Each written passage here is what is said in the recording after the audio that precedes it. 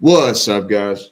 So that storage situation is really pissing me off, but that's why the videos keep ending. It's not because I don't want to finish them or my phone's dying. It's literally just storage. So anyway, back to that story. So those cops leave us alone eventually. They'd obviously arrested that one dude whom they caught with his dope, right? But all the rest of us, they let us go. They fuck off. They ride their bikes away. They gave us a warning, told us to get out of here, but they ultimately let us go. The second they get around that bend, bam, I turn and start walking to Bird. His face looks ashen gray. He's got sweat coming down his face. He does not look good. I get to him. I'm like, bro. He all half jokingly is like, look, man, I need money. I don't want your colognes or iPhone. I'm like, hey, check this out. You do not look good right now, man. What the fuck's going on? He's like, I swallowed all those and I think one of them ruptured. I'm like, yeah, buddy, I think you might be right, man. In that moment, I had remembered a scene from Casino Royale, which is a James Bond movie, when James Bond gets poisoned and he somehow gets to like a restroom, whether it's in his hotel room or wherever the fuck, I forget. And he pours a glass of water and dumps as much salt into that bitch as possible. Like damn near saturates the fucking water with salt. And he chugs it. Bam. And it made him throw up. So in my head, I'm thinking, that'll work, right? I grabbed that fool by his arm and I start fucking basically dragging him. He wasn't like incapacitated at that point, but he was all fucked up. Like you could tell there was dimorphine coursing through his veins at an unprecedented dose and rate. Burger King's like 30 yards across the way after I pulled him up the ramp from the bike path under the bridge, and I got him to that Burger King.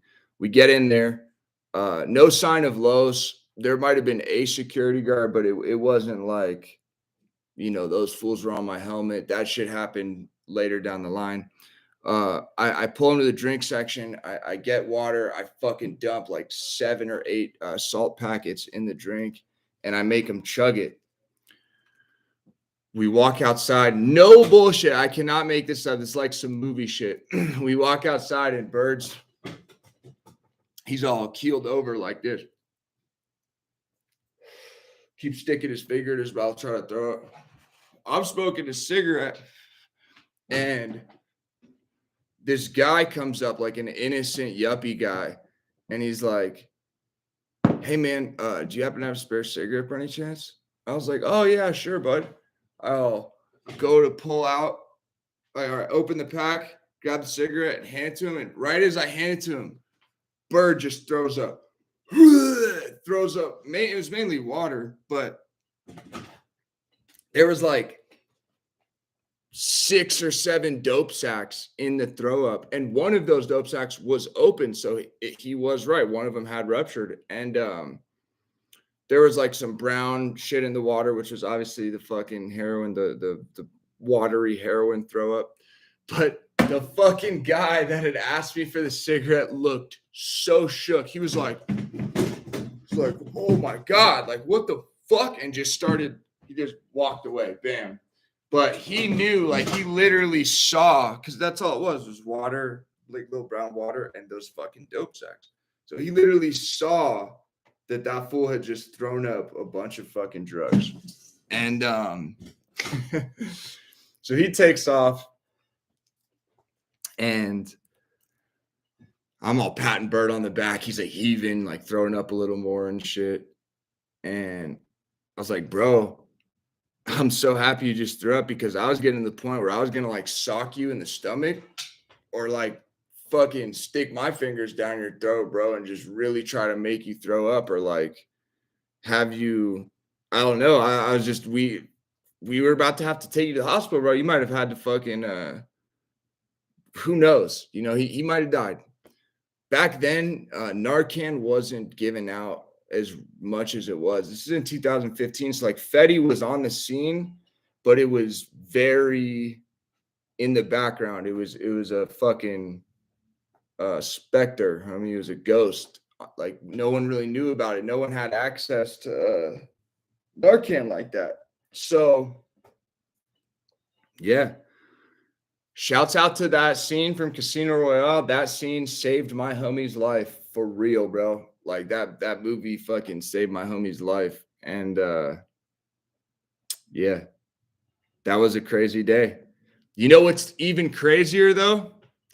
Is he picked up those dope sacks, rinsed them off with some water, and walked right back down under that motherfucking bridge and sold every goddamn last one of them, even though he had just thrown that shit up out of his stomach, almost died from it, and had just got pressed against the wall by fucking 8 cops looking for that shit. Gotta fucking give it to him. Homie was relentless, bro. He was relentless. And I went right back down there with him to fucking help them, and hustle my little objects, so minus the phone that they had taken. But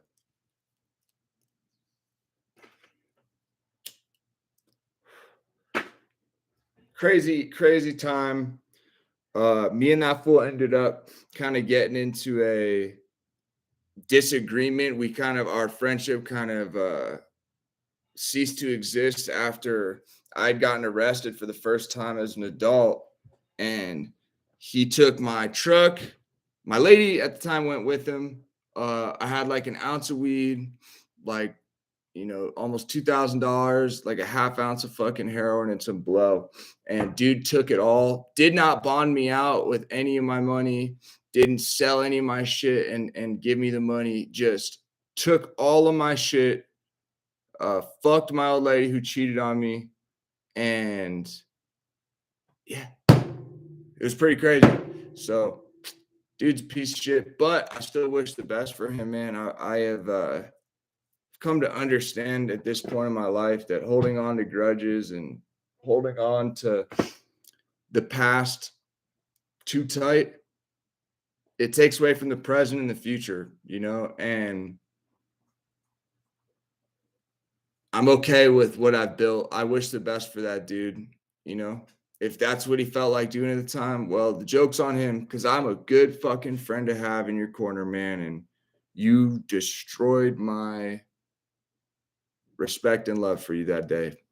So, yeah, man, I'll be making more videos soon, and I got some dope stuff in the vault for y'all. So let's go.